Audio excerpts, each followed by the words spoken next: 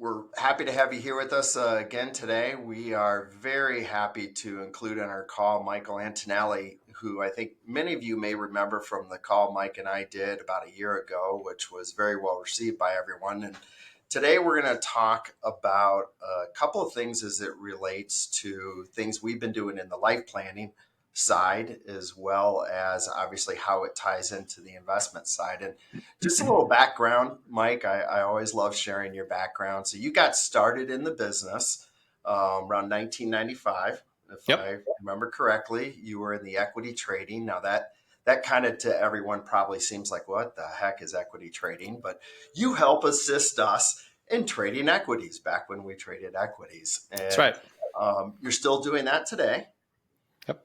somewhat. Yeah. But I mean, you I really definitely help with equities, but not as much transactional. Maybe more top big picture. big picture, and that's where we really have kind of pulled you into our practices, that big picture. And if we really kind of really want to dive into it, really you become a psychologist of the market. I mean, let's just lay it out there. Your Bull and Baird blog is one of the most successful blogs at Baird, one that our clients tap into, one financial advisors love. And we've really kind of used you now, is I think more importantly, is someone that we can go to when times get rough, that we can kind of help clients stay within the boundaries of where they need to be. And that's going to be really the genesis of our talk today, is how do we look at what we are doing and possibly shift our narrative from where it has been in the past to where we really are going, and why it makes a lot more sense. And again, you and I have been in the business a very long time. And when we talk about when a client comes in, the very first thing that we want to know is, or at least in the past, is what are your goals? And this is how we really have driven the narrative for years and years and years, is this goals-based wealth management. And we're going to talk a little bit about that, but we're seeing this shift, more towards purpose-based wealth management, and really why that makes a lot more sense. Not that we're going to completely go away from having goals, but really talking about the difference. And so I'm glad we're going to explore this. Ben is, as everyone knows, has been running our financial planning in our group for quite a long time. He's now shifting over to the investments with me as Dominic takes over more of the financial planning. But I think Ben is a very good person to start talking about these goals-based wealth management. And so I'm going to turn it over to the two of you to kind of talk about where we've been, and then I'll jump in and we'll kind of talk about where we think we should be heading. Yeah, no, thanks, Jeff. Mike, I think this is gonna be fun. This is gonna be really interesting. I'm interested to hear some of your comments and some feedback here. So, as Jeff said, obviously, I've been doing this for a long time. We've been here at Baird for 15 years. I've been doing it before that. I've been doing plans or having these conversations with folks for probably 3 years before that.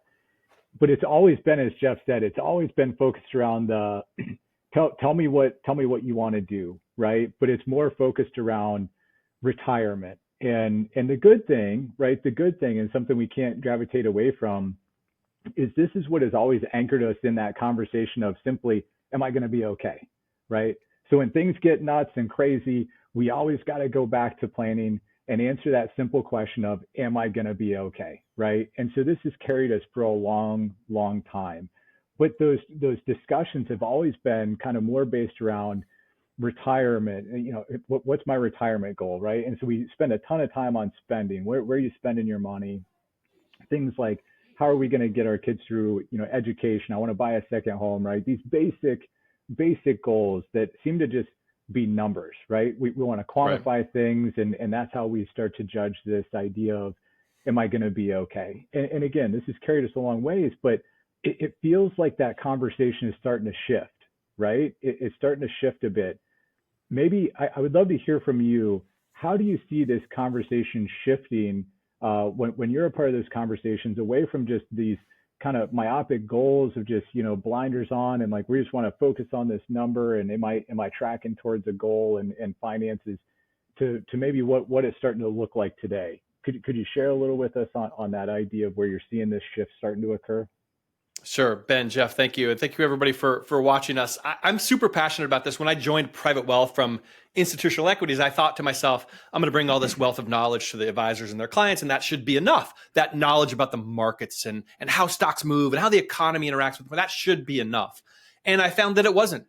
I found it just wasn't enough, because in very dire moments and moments when the news seems scary, when something happens in the world, all that math really falls away. And people revert to, I'm afraid something's happening. I'm afraid. And that's where I noticed that this goals-based wealth management, which we all practice here at Baird, and we love it, planning, goals-based. I noticed that it starts to quake a little bit at the corners. I noticed that was the moment when that list of things that you have told your advisor you'd like to accomplish starts to really crack. And why does it crack? Because you start to understand that the world's a crazy place, and maybe that thing that I wanted, I can push off a little bit, and I want out of the market, and please just make this pain go away of this fear that I have. So at Baird, I speak to all our advisors, speak to all of our clients. We're super thoughtful about the evolution of this. Where's this going, right? We don't want to be static. We don't want to be disrupted. We want to be at the cutting edge of this, and we are. And what I think Jeff and Ben and I are going to talk about is what's after goals-based wealth management. If this notion of a client and an advisor getting together, picking a list of things to accomplish and working towards that goal is starting to crack, what replaces it? Well, it's not like we need to throw it out. We don't. Financial planning is the future of all of this. When we talk about the evolution of this, it's what more can we do for that client? What more can we do? Can we be a life coach for them? Can we really dig into, why do you want that house? You tell us you want to take more cruises with your wife or your spouse or your family. Is it the cruise you want, or is it more time with them that you want? That's when you start to really mold financial planning into something more. And I know, Ben and Jeff, you guys, we talk about this a lot, right? We talk about what is the next step. And I think that as you guys talk to your clients and you speak to prospects and you represent Baird and I represent Baird, I think we're going to be on the same page about what the future of this looks like, right?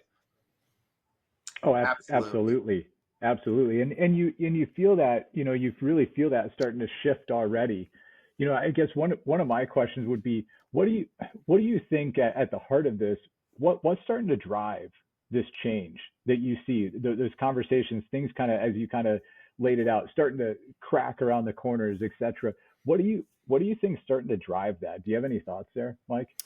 I think it's the fact that we're bombarded with news all the time. I think we're in this world where we're constantly reminded of how scary it is, and headlines seem like they're really important. Social media, news, and your friends at the club, we're in this world now where people are just starved for wisdom. We have a lot of information, but we're starving for wisdom.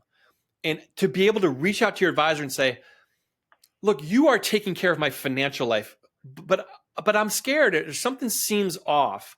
I need a little more from you to help me through this current moment, help me through these times that we're in.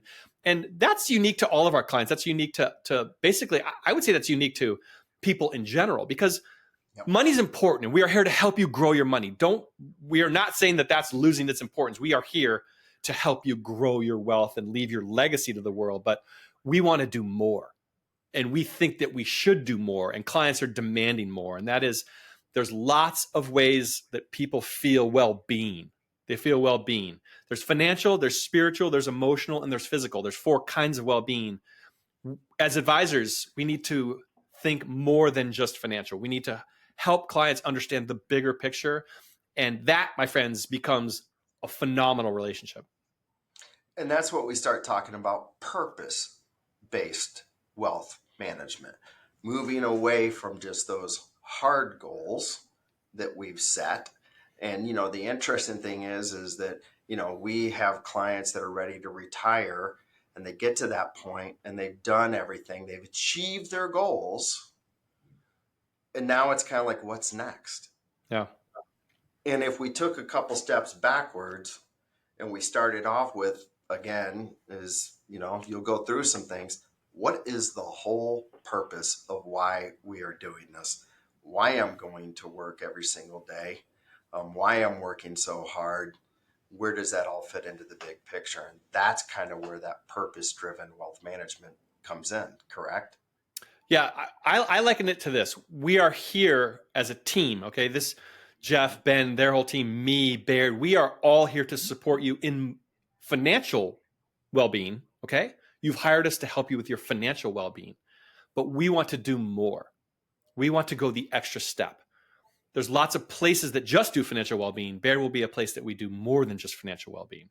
And we want to do it. Not only do we want to do it for you, we want to do it for us because it deepens our relationships. It allows you to say, gosh, my wealth manager, this team, this Baird does more for me than just report my portfolio returns, or they do more for me than just help me with tax planning. Those are things we do. We do them very well. We have technology, we have planners, we have thousands of people who exist to help you, the client, succeed.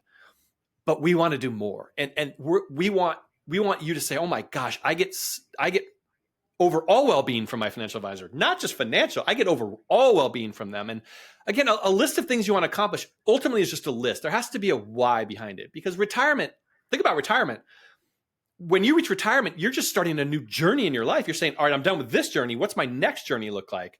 And there's numbers in there, there's lists in there, there's homes and cars and legacy and charitable giving. But you have to wake up every day and say, what do I want from all this? What do I want from this next stage of my life? And Jeff and Ben and all of us at Baird, we will be there to help craft that, to help sculpt that out of clay. And that's what we are really excited about doing. You know, Mike, one of the things that I always find interesting, and again, being, as long as we've been doing this, there's good times in the market, bad times. And as we all know, which is normal, nobody really cares about anything when the times are good. Everyone's making money. Everything's great. But then the moment that we hit that bumpy road, all of a sudden, those goals that we've laid out don't seem to be that important anymore, because we're, as you said, we're becoming a product of what is happening around us at this moment. And it can drive people to make those poor decisions. But as you pointed out to me, which I thought was really great when we were first talking about this, if you have a purpose and you've started off with the purpose, can you really deviate from your purpose? And maybe you can kind of share some of those thoughts you had with me really resonated. And we've been doing, and I'm going to tell you, this is an on-air confession. Okay. We've pioneered the life planning area here at, and there's not a lot of people that are doing the life planning like we've been doing it, even here at Baird. But after we got off the phone, you and I got off the phone the other day, it dawned on me after that conversation that we're still stuck in goal-based planning. Yeah, we need to understand that goals-based is important, but needs to be bettered. It needs to be better. Every industry has products that work really well. Apple has iPhones that are amazing, but they don't just produce one iPhone and stop. They take that iPhone and make it better and better and better. And that's what we are doing here at Baird. That's what we're doing for clients, for prospects, to make us the premier destination for clients. Let me just give you an example, Jeff and Ben and whoever's watching, about what would be the difference between just a list of goals and then what really matters. So say I told you I wanted a home in Oregon to retire in, and you're usually advisor, say home in Oregon, got it. I need to invest in this. And then I'll keep track of how he's doing towards his home in Oregon. Then let's say COVID hits and I call you and I say, hey, listen, can you sell everything I have? And you're like, but you wanted that home in Oregon. And I'll say, well, I just put that home off. I'll just worry about it in another year. I'm too scared. Let's just please get me out of this. What we're going to do here, what Ben, Jeff, all the advisors at Baird, they're going to understand why the home in Oregon. If I said I wanted a home in Oregon, why? They spend a bunch of time finding out that the home in Oregon is where I grew up. And as a child, all my happiest memories are in that place in Oregon. What I want to relive, that nostalgia, that those times I shared with my family and friends, I want those back when I'm older in my life. I don't want the house. I want those back. And then when the time comes and I come to Jeff and Ben and I say, push that off, they're going to say, Mike, I'm going to get you those times back. I'm going to get you those memories back. Just stick with us here. It's not easy for me to say I don't want those times back. Trust me, my friends. I have gone through this myself. So this evolution is what we're promising to not only these clients, but all clients of Baird, that it's more than just your list. It's more than that. We are going to help you explore what your legacy is like to the world. What do you want to leave for the world to remember you by? Your family, a nonprofit, giving to your college. All of these things, my friends, are part of a great wealth management experience, a human-centric wealth management experience. And that's what we do different than our peers. And we are really, really, really hyper excited about this. Yeah, Mike, I love how you frame that, right? So one of the conversations that I try to bring up with folks and try to hammer home, especially when I see it stand out in a conversation, is just simply around that retirement idea, right? I'll ask people, when are you trying to retire? And they laugh and they're like, is today okay? Right. Yeah. And then I already know what's going through their mind. Retirement to them is saying, I don't want to go to work because it's stressing me out, or my boss is beating on me, or my calendar is full. They're retiring because they want to run away from something, not because they're not good at it. They're great at what they do, but they're retiring away from something and not to something. And your example there of the Oregon home, I think frames that up perfect when you think about that, right? Because the reality is now when we start to understand what they're retiring to, it makes it so much more concrete. It's not simply I just want to, not have to deal with the stress, because to your point, you could talk yourself into like, all right, I can deal with another year of stress. I can deal with that because I just asked Jeff and Ben to, change my investment strategy. And yeah, it's going to be more conservative. That's going to delay my retirement, but I can deal with stress for another year. Right. But if there's this hierarchy of items that you want to do, that you're going towards, right? Spending time with your grandkids, reconnecting with your family, whatever those things are that are really, really important to you, that you don't want to delay. No, you can't push off the things that have deep meaning to you. You can't push them off. And we want you to explore those. That's why a good relationship is more than just, hey, what are the numbers? Hey, what does Excel say? Hey, what does Money Guide Pro say? We want you to be able to sit down in this team's office, and I want people to sit down in any Baird Advisors office and go, I can't wait to talk about my life with this team. I can't wait to talk about more than just what the S&P 500 did last month, or what Money Guide Pro says is my odds to succeed. I want to talk to them about this notion of where's my life going? What has it been? How can I celebrate it? How can I share it with the people that matter to me? And this is what makes getting through the difficult times easier. When COVID hits, when the GFC hits, we have an election this year. I promise you, it's going to be crazy. This just the world. This is just how the world works. So a relationship with a wealth manager that is solely based on numbers and a list of things, it suffers in the difficult moments. Just when the times become so crazy that it's hard to remember what you started with, hard to remember what that list was. But when you're talking every day about family and purpose in life, the relationship becomes much deeper, and then it's easier for you to stick to that plan, which is crucial. Yeah, because I think that's a great point, because when we're all working towards that bigger purpose, and we continue to focus on that bigger purpose, then at that point, these other things, which are important, to make sure we're still on track. Yep. But the reality is, it is a higher thing that we're hoping to achieve. And if we keep there's two things I'm going to just, this is a little bit of a sidebar, but there's two things I tell every client when I see them in a live event, or whether I see them on video or something. I'm like, there's two ways you can improve your life really easily, like super easily. And these aren't not numbers things. These are things you could do tomorrow. Number one is to watch less news. I think watching less news, a little bit less, you don't have to watch no news.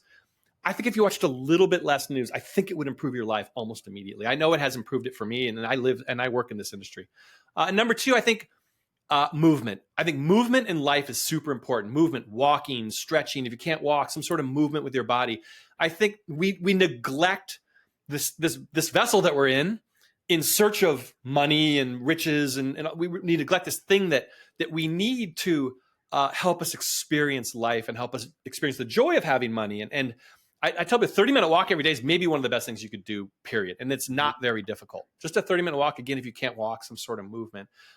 There was a great study, there was a great Netflix show called Blue Zones, where they looked at every single place in the world where people lived. Yep, I don't know if you guys watched it. People lived the longest. You know what they found was common amongst all of them?